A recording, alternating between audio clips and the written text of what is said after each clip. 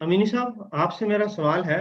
मैं बहुत सालों से न्यूरोपैथी में मुब्तला हूँ। अगर कोई होम्योपैथ ट्रीटमेंट हो तो प्लीज मेरी रहनुमाई करें। न्यूरोपैथी में सवाल ही आपका न्यूरोपैथी से ताल्लुक है? न्यूरोपैथी लिखा हुआ है ऊपर के, उनका सवाल ये आया कि न्यूरोपैथी। न्यूरोपैथी, न्यूरो का मतलब होता है दिमागी तौर पर नर्व जो है वीक होते हैं। नर्व वीक होने की तो कई रीजंस होते हैं, या तो फैटी लिवर होता है या बुखार होता है जिस्म में, उसकी वजह से नर्व जो है बहुत कमज़ोर हो जाते हैं और विटामिन डी बहुत लो हो जाता है।